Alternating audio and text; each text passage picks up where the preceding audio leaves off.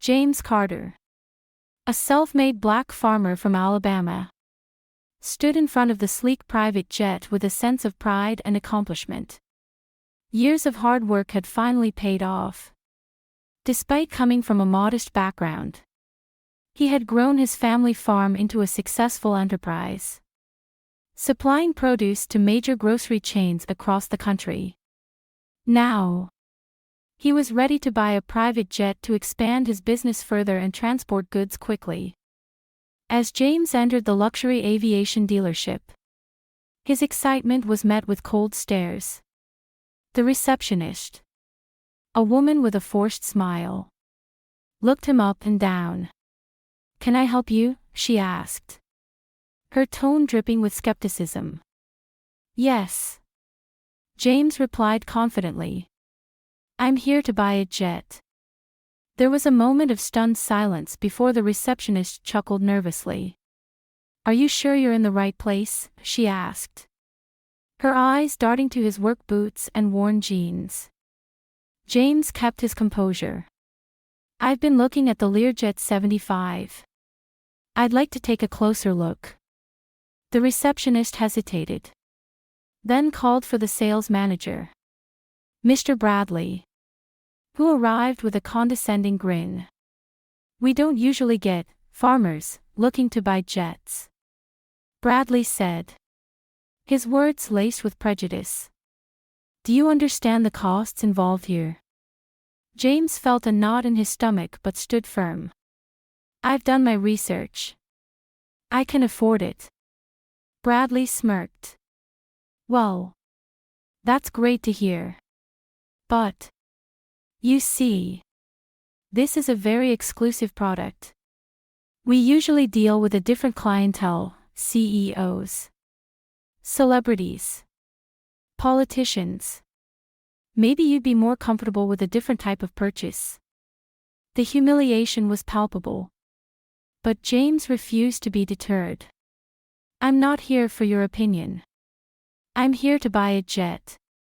Are you going to show me the plane or not?"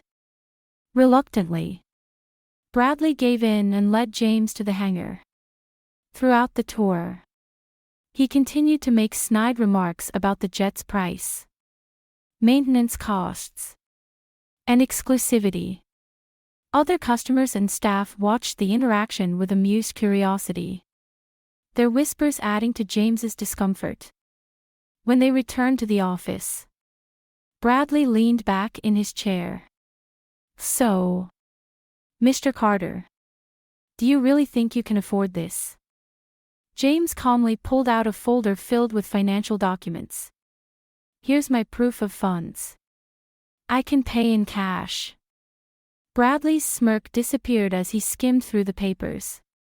Realizing his mistake, he shifted uncomfortably.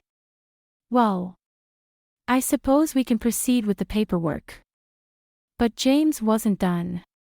"Actually, I've changed my mind. I won't be buying from this dealership." Bradley blinked in surprise. "Excuse me. You've made it clear that people like me aren't welcome here," James said, standing up. "I'll take my business elsewhere. And I'll make sure people know why." James's story went viral after he shared it on social media. The video, detailing his experience with racism, garnered millions of views. Outrage spread across the internet, with people demanding accountability from the dealership. Within days, the company issued a formal apology and announced new diversity training for its staff. But the damage was done. Meanwhile, James found another dealership, one that treated him with the respect he deserved, and purchased his jet. He named it Justice as a reminder of his journey. At the jet's christening ceremony, James stood in front of a crowd and said, "This jet isn't just a symbol of success. It's a symbol of perseverance, equality, and the fight against discrimination. We all deserve to be treated with dignity, no matter where we come from or what we look like." James's story became a powerful example of standing up against prejudice and turning humiliation into triumph.